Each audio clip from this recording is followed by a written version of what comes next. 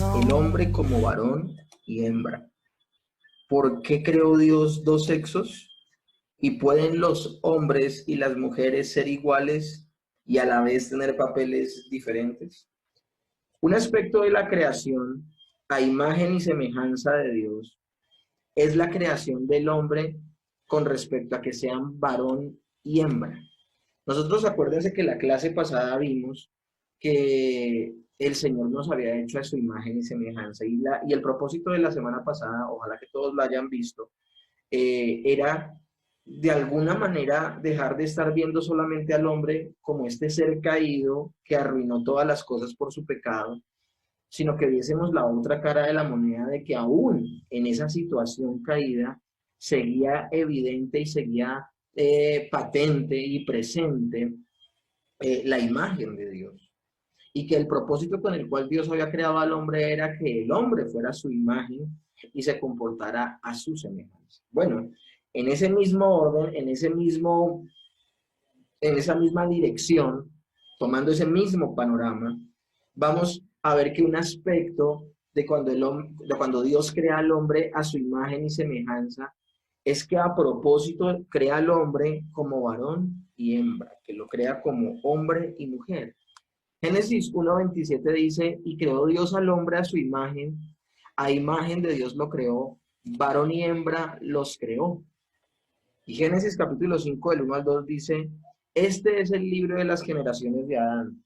El día en que creó Dios al hombre, a semejanza de Dios lo hizo, varón y hembra los creó, y los bendijo y llamó el nombre de ellos Adán el día en que fueron creados. Estos dos textos son completamente reveladores. ¿Por qué? Porque aunque la creación del hombre como varón y hembra no es la única forma en que somos la imagen de Dios, hay muchos otros aspectos donde podemos ver que somos la imagen de Dios. Hablábamos la semana pasada en sus atributos y todo. Es un aspecto bastante significativo este, de ser hechos hombres y mujeres. Y que las escrituras mencionen en el mismo versículo en que se describe la creación inicial del hombre, esto es clave. Porque no acaba de crear al hombre cuando señala que lo crea como varón y hembra. O sea, esta pluralidad tiene algo bien especial. Y vamos a estudiar la relación de la imagen de Dios en torno a la creación del hombre como varón y hembra en tres aspectos. ¿Y esos tres aspectos cuáles son? La armonía de las relaciones interpersonales, la igualdad en personalidad e importancia, y la diferencia en papel y autoridad. Y esto es lo que va a articular la clase del día de hoy. Estas tres partes son las que van a articular la clase del día de hoy. Podemos ver la creación del hombre como varón y hembra a imagen de Dios en estos tres aspectos. Vamos a ver la armonía de las relaciones interpersonales, la igualdad en personalidad e importancia y la diferencia en papel y autoridad. La primera que vamos a ver son las relaciones interpersonales. Nosotros vamos a ver que el ser humano no fue creado independiente y solitario, sino que fue creado en medio de una sociedad y va a tener que desarrollarse en un entorno de familia, su relación aún consigo mismo y con su pareja, con los demás cercanos, con la iglesia y al interior de su matrimonio. Dios no creó a los seres humanos para que fuesen personas aisladas, para que fueran por allá ermitaños, que estuviesen lejos y no se socializaran con los demás. De hecho, el Señor Jesús cuando ora por sus discípulos dice, no te pido que los quites del mundo, sino que los guardes del mal. Al crearnos Dios a su imagen y semejanza, nos hizo de tal forma que podamos obtener unidad interpersonal de varias clases en todas las formas de la sociedad humana. Por eso nombraba la iglesia, nombraba la familia, nombraba el matrimonio, nombraba las relaciones interpersonales con cualquier clase de prójimo. La unidad interpersonal puede ser especialmente profunda en la familia humana y también en la familia espiritual y la iglesia. Y aquí yo quiero aclarar algo. El título de que seamos hermanos en la fe no solo es un título diplomático, es algo muy fuerte al interior de la iglesia y lo vamos a ver precisamente en eclesiología. Pero quería nombrarlo acá. La unidad interpersonal puede ser especialmente profunda en la familia humana y también en la familia espiritual, que es la iglesia. Pero entre los hombres y las mujeres, la unidad interpersonal llega a una expresión más plena en esta era durante el matrimonio. O sea, no estamos hablando en general con todos los hombres y con todas las mujeres. Hablamos de una relación maravillosa, mística, hasta misteriosa y totalmente profunda, espiritual, entre el hombre y la mujer cuando se unen en el matrimonio. Ahora, el matrimonio, dos personas en unidad y una sola carne. Génesis 2:24 dice, por tanto, dejará el hombre a su padre y a su madre, y se unirá a su mujer, y serán una sola carne. Yo tiempo atrás relaté cómo eran los matrimonios en la antigüedad, cómo se daban los matrimonios en los tiempos bíblicos en Oriente. Hablaba de cómo había un compromiso, un desposorio, por eso se decía que estaban desposados, donde la familia del novio se reunía con la familia de la novia y ambas familias llegaban al acuerdo de que se iban a casar, pero todavía no tenían relación alguna, sino que durante un año el novio, que ya estaba desposado, se llamaba ese tiempo, eso no era siquiera era un tiempo de noviazgo, se llamaba un tiempo de desposorio. El novio construía una casa, la llenaba de enseres y mostraba que tenía la capacidad económica para sustentar una familia y hacer una familia nueva. Porque cada uno de ellos iba a abandonar su familia para unirse a su cónyuge y hacer una nueva familia. La noche de boda se trataba de que el novio iba por la novia, la recogía. El único momento donde se llamaban novio y novia era la noche de bodas. El único momento en que se llamaba novio y novia, la noche de bodas. Y el novio iba por la novia, la tomaba, la llevaba a esa casa que había construido y que había llenado de todas aquellas cosas que necesitaban para levantar una nueva casa. Y en esa casa iban a tener su noche de bodas mientras todos celebraban. Es por esa razón, y ya cuando se unían físicamente, cuando tenían la unión íntima sexual, era lo que los unía como pareja. Nadie los casaba, nadie les daba la bendición. No, sencillamente era ese acto. Por eso Génesis, ya después de esa explicación, Génesis cobra tanto valor cuando dice, por tanto dejará el hombre a su padre y a su madre. Está relatando ese evento. Y se unirá a su mujer, hablando de la relación sexual, y serán una sola carne. Es ese momento tan místico, tan especial. Una unidad física, emocional y espiritual, que lastimosamente muchos se pierden por solo estar pensando en lo físico o en lo emocional. Se pierden de toda esta unidad maravillosa. Ahora, donde el esposo y la esposa llegan a ser en un sentido, aunque son dos personas, llegan a ser uno. Esta unidad no es solo en unidad física, sino también en unidad espiritual y emocional, de profundas dimensiones, de extrañas dimensiones. Dice la Escritura que grande es este misterio. Grande es este misterio. Son personas que Dios ha unido. Estamos hablando no de cualquier relación sexual, estamos hablando de las personas que se unen en matrimonio, con un propósito de formar una familia, con el propósito de formar y levantar una descendencia para Dios. Mateo 19:6 dice, así que no son ya más dos, sino una sola carne. Por tanto, lo que Dios juntó, no lo separe el hombre. Un hombre y una mujer cuando se unen en matrimonio son personas que Dios ha unido. No las ha unido cualquier persona, las ha unido Dios. La unión sexual con otra persona que no es su propia esposa o su esposo es un pecado especialmente ofensivo delante de Dios, porque distorsiona la unión eterna en la divina Trinidad y distorsiona la unión de Cristo con la iglesia. Miren, es que Dios compara la relación de pareja, el hombre y la mujer, con la Trinidad. Y también hay una semejanza directa, de alguna manera, una metáfora directa entre el hombre y la mujer con Cristo y la iglesia. Entonces, es de proporciones catastróficas hablar de la infidelidad o del adulterio. Primera de Corintios 6:16 dice, ¿o no sabéis que el que se une con una ramera es un cuerpo con ella? Porque dice, los dos serán una sola carne. y aquí yo quiero hacer nuevamente un recorderis de lo que les acabo de contar de cómo se oficiaban los matrimonios antes. Lo que unía a una pareja no era un papel firmado, no era una argolla en el dedo, no era una ceremonia donde alguien los bendijera, no, lo que unía, o sea, el acto que, que comprometía a una pareja a estar unida de por vida era que tenían relaciones. Estamos en una época donde la gente tiene miedo a firmar un papel o a ponerse una argolla, pero no tiene miedo a acostarse con cualquiera. ¿Cómo han cambiado los tiempos, no? Dentro del matrimonio, esposos y esposas ya no tienen dominio exclusivo sobre sus propios cuerpos, sino que lo comparten con los cónyuges. Eso lo podemos ver en 1 Corintios 7, del 3 al 5. El marido cumpla con la mujer el deber conyugal y asimismo la mujer con el marido. La mujer no tiene potestad sobre su propio cuerpo, sino el marido. Ni tampoco tiene el marido potestad sobre su propio cuerpo, sino la mujer. Allá que está hablando del deber conyugal, está hablando del área sexual.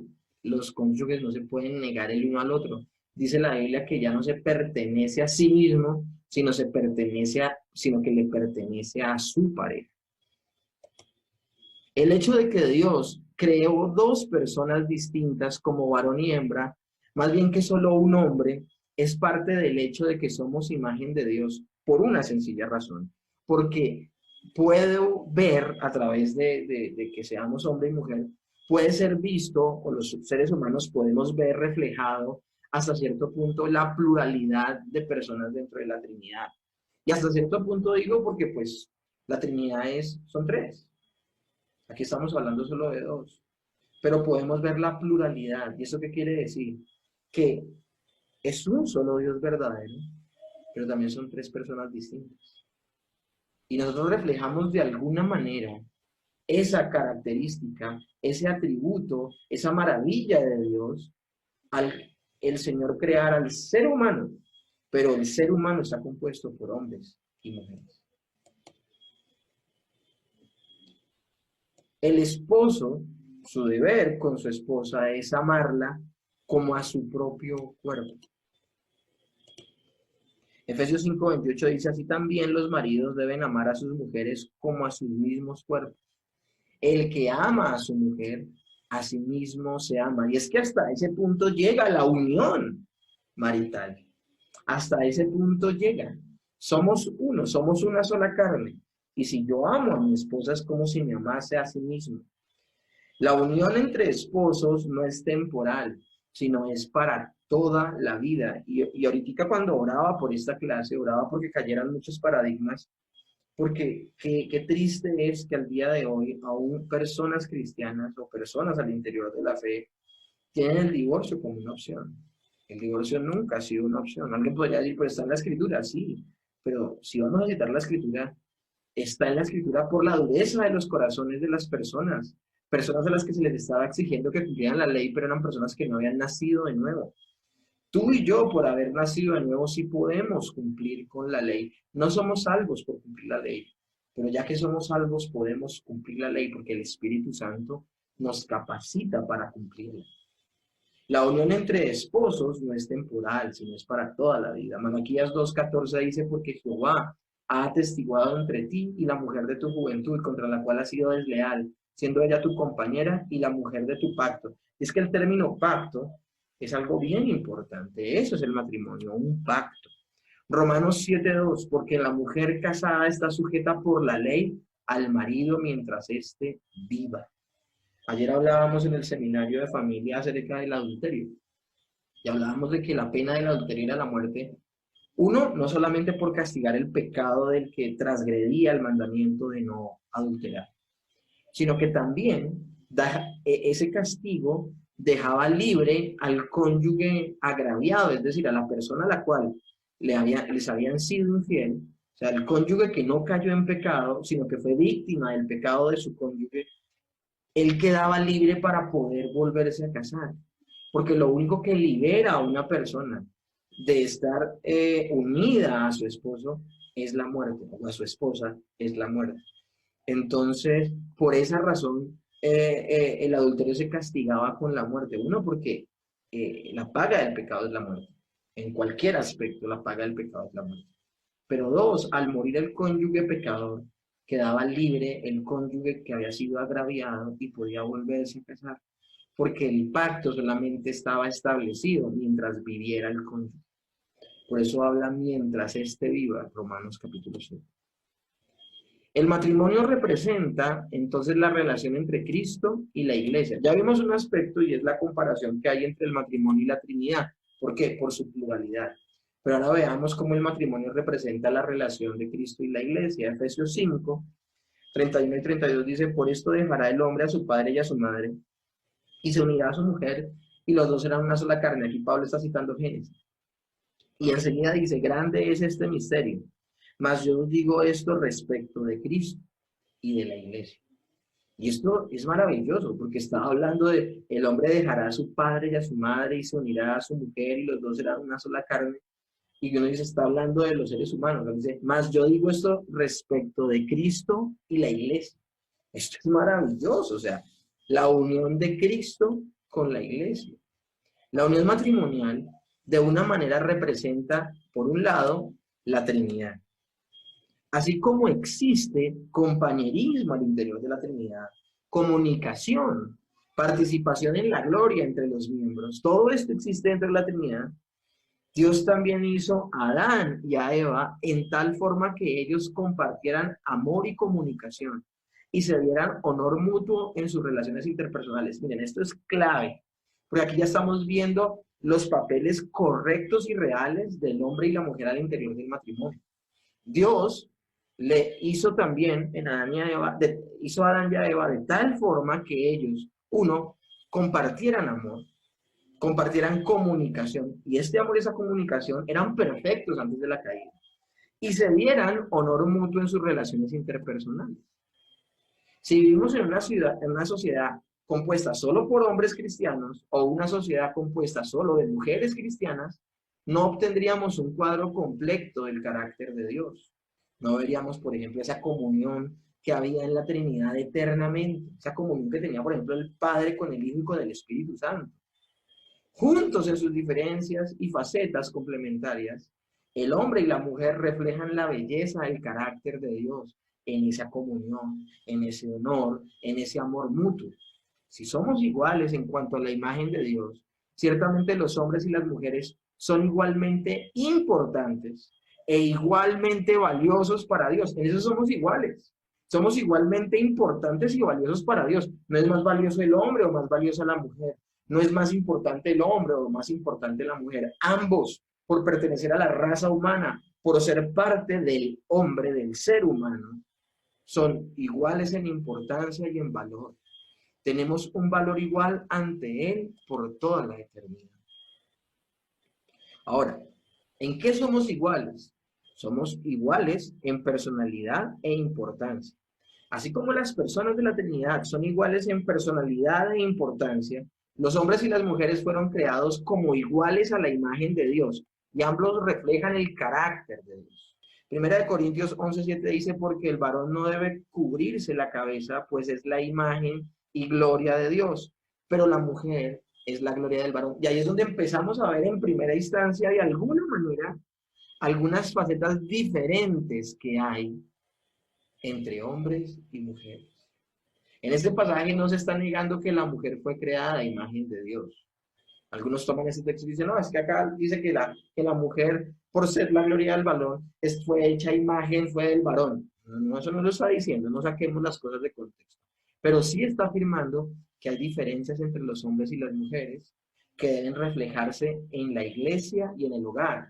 Y por esa razón yo les tocaba el tema al principio de la clase, de que el tema del día de hoy no solo va a afectar la vida familiar al interior de los hogares cristianos, sino también debe afectar la eclesiología, o sea, cómo se ejerce el gobierno al interior de la iglesia. Esta afirmación de que hay diferencias entre hombres y mujeres debe reflejarse en la iglesia y en el hogar. Primera de Corintios 11, del 11 al 12 dice, pero en el Señor ni el varón es sin la mujer, ni la mujer es sin el varón. Porque así como la mujer procede del varón, el varón nace de la mujer, pero todo procede de Dios. Miren en la igualdad de condiciones que estamos. Somos iguales en importancia y en valor. Y eso no lo podemos nosotros perder de vista y nunca olvidar. Pablo enfatiza que delante de Dios todos los nacidos de nuevo tienen igualdad de posición. Gálatas 3, 27, 28, me encanta este pasaje, dice, porque todos los que habéis sido bautizados en Cristo, de Cristo estáis revestidos. Ya no hay judío ni griego, no hay esclavo ni libre, no hay varón ni mujer, porque todos vosotros sois uno en Cristo Jesús. Y esto es importante tocarlo, ¿por qué? Porque muchas veces la gente ignorante, sobre todo, que no ha leído de manera detenida la escritura, no estoy usando el término ignorante como un término peyorativo, sino como un término intelectual, de personas que no se toman el tiempo de leer y juzgan a priori. A eso me refiero, no estoy tratando de ser violento, ni brusco, ni grosero. Pero lamentablemente las personas al juzgar muy fácilmente las escrituras dicen que la Biblia es machista y que se va hacia un lado o hacia otro, que quiere exaltar al hombre y denigrar a la mujer. Y eso es completamente falso y de hecho, vuelvo y repito, es un acto de ignorancia. Porque si ustedes ven, en el momento en que viene nuestro Señor Jesucristo, por ejemplo, eh, y Él permite, por ejemplo, que se siente María a los pies de Él a aprender, es un acto completo de nuevo pensamiento para esa época, porque en esa época las mujeres no estudiaban, las mujeres nacían para hacer los oficios de la casa. Ningún rabí tenía seguidoras mujeres. Y por eso la Biblia habla de que entre las discípulas de Jesús, entre los discípulos de Jesús, habían mujeres, porque eso era un acto completamente transgresor para su época. A veces nos quedamos con la partecita de que María se quedó aprendiendo de Jesús y Marta se quedó haciendo oficio, pero ese no es el punto de ese pasaje. El punto de ese pasaje es que las mujeres solamente habían sido reservadas para hacer lo que estaba haciendo Marta. Que María se sentara a los pies de Jesús a aprender era un acto completamente transgresor y el Señor mismo lo hace. Ahora, otro acto transgresor es que el Señor Jesús se le aparezca a la primera persona que se le aparece resucitado es a una mujer. Y el testimonio de una mujer era tan obsoleto, tan inválido, que ni siquiera lo aceptaban en un juzgado ni en un juicio legal, porque no creían en los testimonios de las mujeres. Decían, eran tan emocionales que pueden llegar a ser mentirosas, no es fiable el testimonio de una mujer en un juicio legal. Entonces, que el mismo Señor se le aparezca por primera vez a una mujer, y obviamente sucedió lo que sucedió, por eso la Biblia dice que los discípulos camino a Maús dicen que ellas vieron visiones de ángeles, más no que vieron a Jesús resucitado, porque como hombres del primer siglo, ellos dudan del testimonio de una mujer, pero el mismo Señor Jesús se le aparece por primera vez resucitado a una mujer. Entonces yo les pregunto, ¿eso es denigrar? ¿Eso es que la Biblia sea machista? No, vuelvo y repito, es un completo desconocimiento. Por eso Pablo puede decir con completa libertad en Gálatas, porque todos los que habéis sido bautizados en Cristo, de Cristo están revestidos. Ya no hay judío ni griego, eso también ya lo hemos hablado. De pronto en la iglesia, con ustedes no, pero hablábamos de cómo los judíos se sentían más, como más importantes que el resto de extranjeros. Hemos visto cómo al interior de las escrituras también la esclavitud era algo terrible y había personas que se sentían mejores que los esclavos y obviamente los hombres se sentían mejor que las mujeres. Pues Pablo dice, en Cristo Jesús ya no hay diferencia entre judío ni griego, entre esclavo ni libre, ni entre varón ni en mujer, porque todos vosotros sois uno en Cristo Jesús. Entonces esto es maravilloso lo que estamos hablando, no solo de manera natural, no solamente desde antes de la caída, sino desde siempre, la mujer y el hombre han sido iguales en importancia y en valor, sino que el mismo Señor Jesús con su obra manifiesta, como que le recuerda a la humanidad el lugar de importancia que tiene la mujer que había sido apartada o desdeñada por mucho tiempo en aquella época, en aquella época. De hecho, se han encontrado restos arqueológicos de tablas, se han encontrado cartas, pergaminos, donde esposos hablan de sus esposas en la cultura griega o en la grecorromana, y hablaban de sus mujeres como de objetos. O sea, era algo terrible. Entonces, y ahora nos vamos a dar cuenta más adelante que esa manera de ver a la mujer, eso sí fue producto de la caída, ese menospreciar, y no solo el hombre a la mujer, sino la mujer al mismo hombre. Ahora, lo que he querido hacer con esta pequeña explicación es exaltar la igualdad que tenemos hombres y mujeres en importancia y en valor delante de Dios. Pero aquí es donde quiero hacer una claridad. Al igual que en la Trinidad hay igualdad en importancia y en valor, eso no significa que haya igualdad en roles o funciones. Entonces ahorita vamos a entrar a hablar de las diferencias que hay entre los hombres y las mujeres. Y son diferencias en cuanto a qué? En cuanto a sus roles y funciones. La relación entre la Trinidad y el varón como cabeza en el matrimonio, por ejemplo, es la primera que vamos a ver. La relación entre la Trinidad y el varón como cabeza en el matrimonio. Primera de Corintios 11:3 dice, pero quiero que sepáis que Cristo es la cabeza de todo varón, y el varón es la cabeza de la mujer, y Dios es la cabeza de Cristo. Miren estos dos circulitos acá. Se habla del Padre,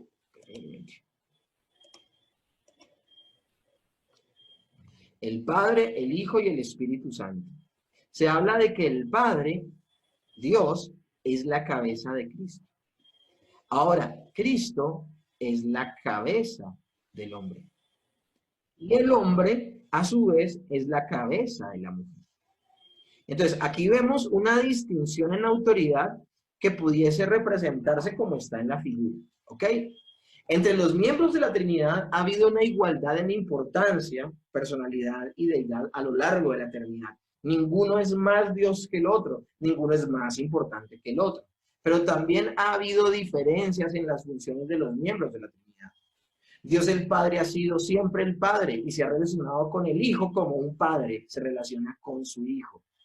Aunque los tres miembros de la Trinidad son iguales en poder y en todos sus atributos, el rol de liderazgo, ¿quién lo ejerce al interior de la Trinidad? El Padre. El Padre es el que ha planeado, el Padre es el que ha ordenado, el Padre es el que ha decretado. Ahora, cada miembro de la Trinidad tiene papeles o funciones distintas. Y este tema nosotros ya lo vimos, en Trinidad, cuando vimos Trinidad en doctrina de Dios. Así como Dios el Padre tiene autoridad sobre el Hijo, aunque los dos son iguales en deidad, lo mismo sucede en el matrimonio. Vuelvo y repito, así como Dios el Padre tiene autoridad sobre el Hijo, aunque los dos son iguales en deidad, lo mismo sucede en el matrimonio. El esposo tiene autoridad sobre la esposa, aunque ambos son iguales en personalidad. Ambos son iguales en importancia, en valor, pero tienen diferentes funciones. Y esto no nos debería alarmar porque aún en eso estamos reflejando la imagen de Dios. Indicaciones, segundo, indicaciones de las distinciones de funciones antes de la caída. ¿Y esto por qué yo lo hago? Porque existe, y aquí es donde voy a hablar, de que hay diferentes posturas al interior de la iglesia en esto. Ahora, cuando hablo de la iglesia no tan pura. Porque las personas que son juiciosas estudiando las escrituras y son ortodoxas en su interpretación de ellas, no tienen ningún velo y ningún problema con aceptar lo que la escritura dice. Pero hay un problema al interior de ese tema en la iglesia moderna, contemporánea, porque la gente lee la Biblia como le parece, de manera subjetiva y le quiere dar la interpretación que quiere, no la interpretación que debe. Entonces hay personas que piensan que esta distinción de roles fueron producto de la caída. Piensan que fue producto de que el hombre cayó y por eso la mujer de alguna manera tiene unos roles de sujeción y de sometimiento al varón. Pero lo que nos vamos a dar cuenta el día de hoy es que estos roles preceden a la caída. Estos roles fueron estipulados de esta manera con un propósito de parte de Dios. No son consecuencia de la caída, sino que son el propósito de Dios. Entonces, indicaciones de la distinción de funciones antes de la caída. La primera es que Adán fue creado primero y Eva después. Primera de Timoteo 2:13 dice Pablo a Timoteo, porque Adán fue formado primero y después Eva. Eva fue creada para ayudar a Adán, segundo. Génesis 2:18. Y dijo Jehová Dios, no es bueno que el hombre esté solo. Le haré ayuda idónea para él. Y primera de Corintios 11:9. Y tampoco el varón fue creado por causa de la mujer, sino por causa del varón. Ahora, quiero que estos puntos, estos tópicos los hablemos con más profundidad. ¿Eran estas distinciones entre los papeles del varón y de la hembra parte de la creación original de Dios o vinieron después como parte del castigo de la caída?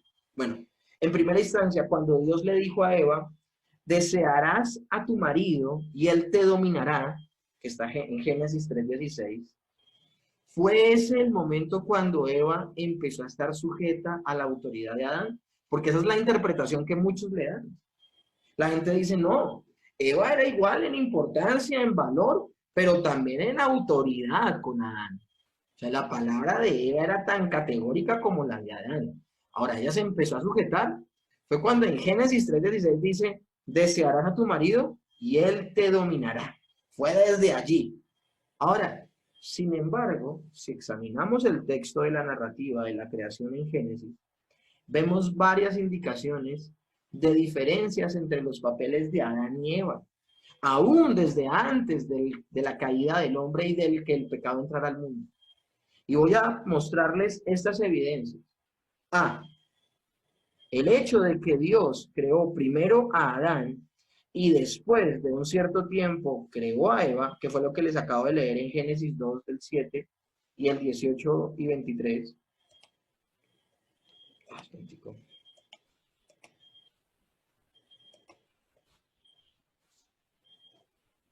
Sugiere que Dios veía a Adán con una función de liderazgo en la familia. Y tú dirás, bueno, pues eso no es como hilar delgado. No, porque está acorde con el derecho de primogenitura bíblica, en el cual era el líder de la familia el que nacía primero. Pablo usa el hecho de que primero fue formado Adán y Eva después como una razón para restringir algunas funciones distintivas de gobierno y enseñanza en la iglesia a los hombres. Y eso quiero volvérselos a aclarar. Pablo usa el hecho de que primero fue formado Adán y después Eva, lo que está diciendo Pablo en primera de Timoteo, lo que le está enseñando a Timoteo, se lo está enseñando es para restringir algunas funciones de gobierno de la iglesia solo a los hombres. Acuérdense que las cartas de primera y segunda Timoteo son cartas pastorales, donde le está enseñando Pablo a Timoteo cómo dirigir la iglesia. Segundo, la Biblia especifica que Dios hizo a Eva para Adán, no que hizo a Adán para Eva. Y eso también es importante. Para Pablo esto es suficientemente significativo para basarlo en una exigencia de diferencia entre hombres y mujeres en la adoración. Tener señal de autoridad de su esposo. Esto no debería tomarse como que implica que la mujer tiene menos importancia, sino que hubo una diferencia en los roles desde el principio. Yo siempre que he tocado este tema con las personas, lo primero que se toca es, somos de segunda mano. Eso no es lo que se está hablando. Yo creo que en esa, hay mujeres que se toman esa posición, y yo no creo que esa sea la posición que tome el Espíritu Santo con respecto a la labor que le tocó realizar al interior de la Trinidad. Y no creo que tampoco sea esa la postura del Hijo con respecto a la autoridad del Padre. Son iguales en importancia, en ser, en valor, pero cada uno de ellos, cada una de las personas de la Trinidad, tienen una función distinta al interior de ellos. Ahora, otra cosa que vemos, que es una señal de que había autoridad antes de la caída en Adán, por encima de Eva, es que Adán le puso el nombre a Eva. Génesis 2:23 dice, dijo entonces Adán, esto es ahora hueso de mis huesos y carne de mi carne. Esta será llamada varona porque del varón fue tomada. ¿Quién le puso el nombre a Adán? Dios. ¿Pero quién le pone el nombre a Eva? Adán. Dios le puso por nombre a la raza humana hombre y no mujer. dice el texto de Génesis 5:2.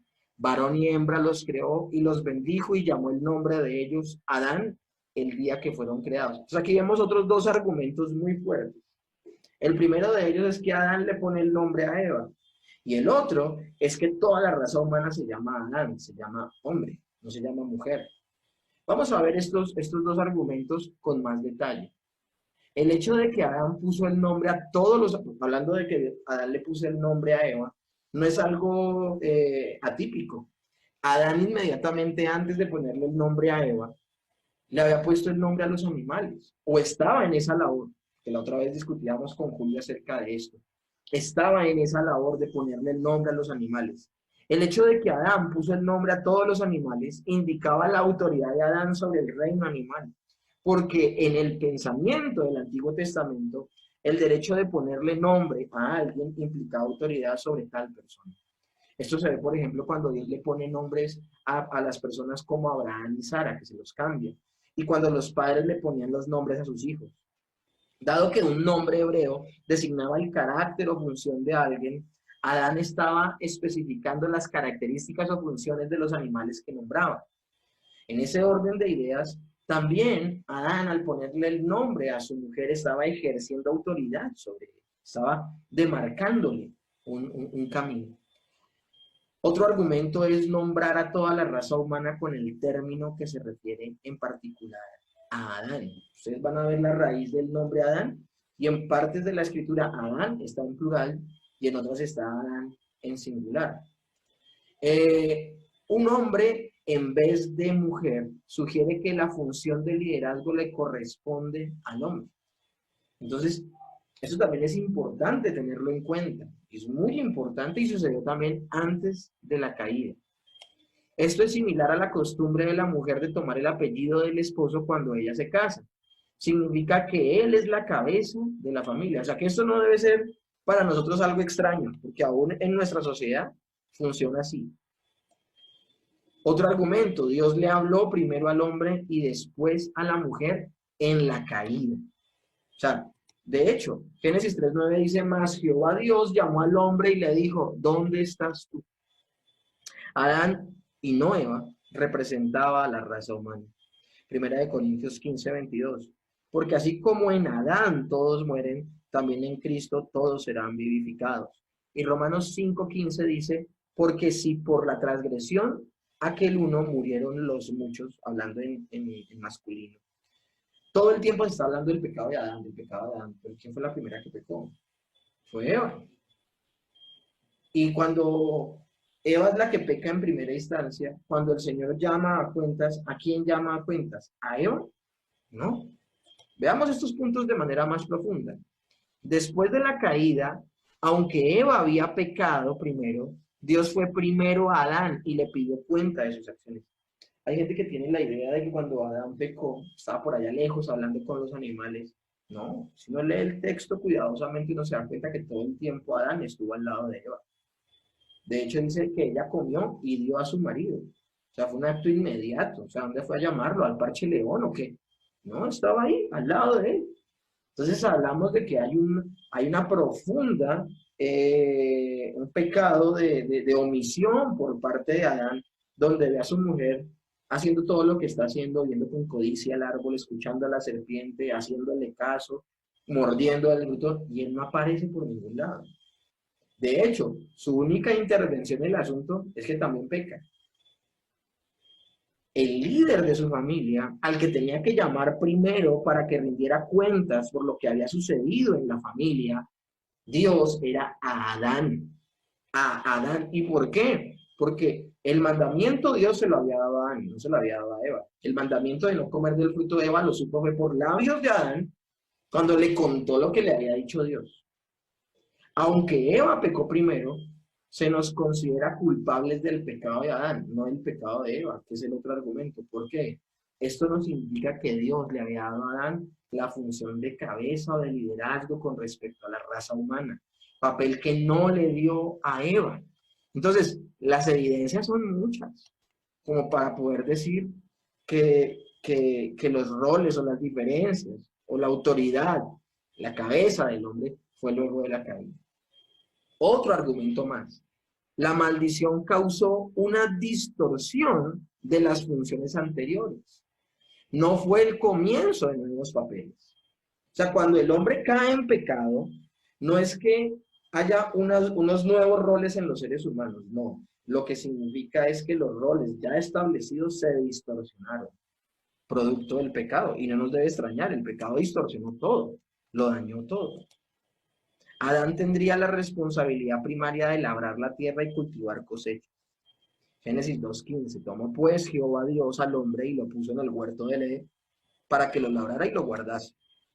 Pero ahora que había pecado, la tierra le daría espinos y cardos y produciría fruto con mucho esfuerzo y dolor. Dice, comerás plantas del campo, con el sudor de tu rostro comerás el pan hasta que vuelvas a la tierra. En los castigos que Dios dio a Adán y a Eva, Él no dio nuevos papeles o funciones, sino que simplemente el pecado dio lugar al dolor y a la distorsión en las funciones que ellos ya tenían. ¿Cuáles eran estas funciones? Quiero acá mostrarles con lujo de detalles. Eva tendría toda la responsabilidad de concebir hijos, responsabilidad que fue antes de la caída, pero ahora concebiría con dolor. Multiplicaré en gran manera los dolores de tus preñeces, con dolores de la salud a tus hijos. Aparece también el conflicto y el dolor entre las relaciones entre Adán y Eva, que antes habían sido armónicas. Acuérdense que ellos estaban reflejando a la Trinidad. Y así como había una comunión armónica entre el Padre, el Hijo y el Espíritu Santo, la había entre Adán y Eva. Pero cuando llega el pecado, viene completamente la división, la separación, y viene la distorsión de esta comunión maravillosa. Volvamos a leer Génesis 3:16, ya se las había leído antes, pero ahora sí vemos la interpretación correcta. Y tu deseo será para tu marido, y él se enseñoreará de ti. Este pasaje es completamente revelador. La maldición trajo una distorsión del liderazgo humilde y considerado de Adán, y de la sumisión inteligente y de buena voluntad de parte de Eva, a ese liderazgo que existió antes de la caída. Miren, antes de la caída, Adán era la cabeza de Eva ya, pero era considerado, era humilde, era amoroso, y no como respuesta, sino como deber de la mujer tenía una sumisión. Al decir inteligente, era que la hacía de manera consciente y voluntaria.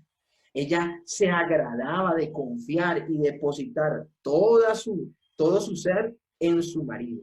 Pero cuando viene la caída, cuando viene el pecado, ya la mujer no se quiere sujetar al marido. Y el marido, al ver la impotencia de que su mujer no le sujeta, se va a enseñorear de ella. Ahora, no le vamos a echar solo la culpa a las mujeres. En esa época, como ahora, así las mujeres sean redóciles, el hombre en su pecado querrá enseñorearse violentamente de él.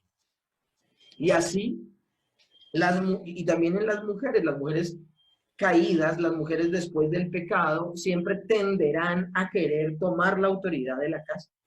A eso es a lo que se refiere el pasaje, volvamos a leer. Y tu deseo será para tu marido y él se enseñoreará de ti.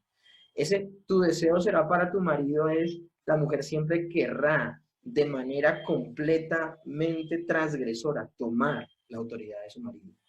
Y por otro lado, el marido siempre querrá sujetar con violencia a la mujer. Eso fue lo que sucedió con la caída.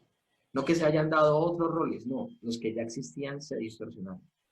Posible traducción del deseo de Génesis 3:16. Eva tenía el deseo ilegítimo de usurpar la autoridad de su esposo.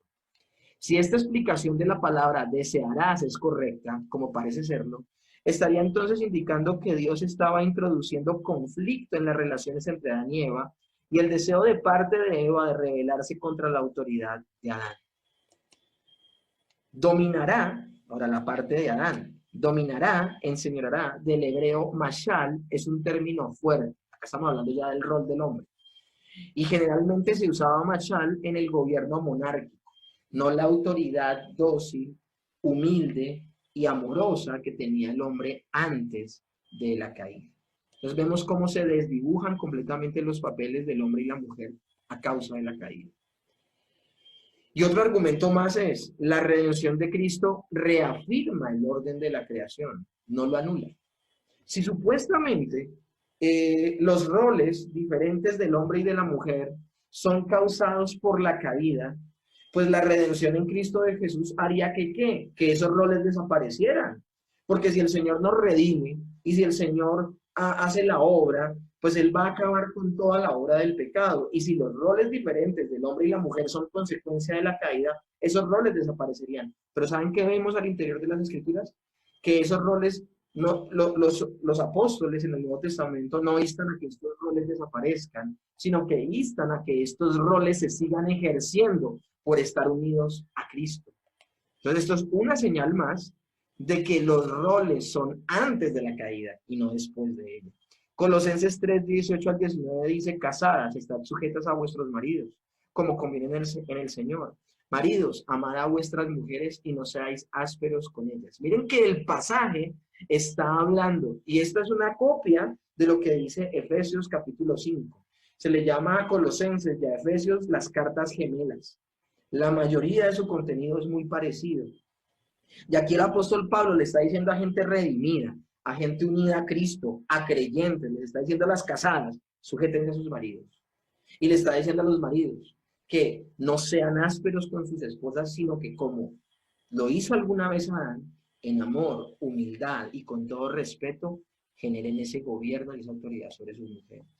Primera de Pedro 3.1 dice, asimismo vosotras mujeres estad sujetas a vuestros maridos. Primera de Pedro 3.7, vosotros maridos igualmente vivid con ellas sabiamente, dando honor a la mujer como a vaso frágil y como a coherederas de la gracia de la vida. Este pasaje es maravilloso porque habla del rol que es ejercer autoridad en amor, pero también habla de la igualdad en importancia y en valor. Son coherederas de la gracia de la vida. Maravilloso.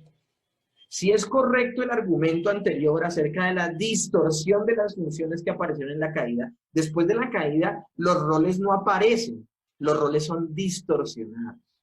Lo que esperaríamos encontrar entonces en el Nuevo Testamento es la anulación de los aspectos dolorosos de las relaciones que resultaban del pecado y la maldición. Y eso es lo que estamos viendo. Estamos viendo que si una persona está llena del Espíritu Santo, si una persona es nacida de nuevo, si es varón, debe tratar con todo respeto a su mujer. Y si es mujer, debe sujetarse con toda confianza a su marido. Esperaríamos que la redención de Cristo animará a las esposas a no rebelarse contra la autoridad de sus esposos y animaría a los esposos a no usar su autoridad de manera inapropiada. En realidad, eso es lo que encontramos en los pasajes que les acabo de leer. Si fuera un patrón pecaminoso el que las esposas se sometieran a la autoridad de sus esposas, Pedro y Pablo no hubiesen ordenado que tal autoridad se mantuviera en los matrimonios cristianos luego de la muerte, resurrección y ascensión de Cristo. Entonces, como les estoy mostrando el día de hoy, ninguna de estos roles son consecuencia de la caída, sino que eran anteriores a la caída. Quiero leerles algo para cerrar la clase de hoy. Al ir creciendo en madurez en Cristo, creceremos en el deleite y en el regocijo de las diferencias, sabiamente ordenadas y establecidas por nuestro Dios para las funciones dentro de la familia humana. Eso se llama madurez espiritual. Cuando entendemos esta enseñanza bíblica, los hombres y las mujeres deberían ser capaces de decir en sus corazones, esto es lo que Dios ha planeado y es bello, es correcto, me regocijo en la manera de que me ha creado y el singular papel que me ha dado. Hay belleza, dignidad y rectitud eternas en estas diferenciaciones de papeles, tanto dentro de la Trinidad como dentro de la familia humana, sin ningún sentido de mejor o de peor, y sin sentido de más importante o menos importante. Los hombres y las mujeres deberían ser capaces de regocijarse plenamente en la manera en que Dios los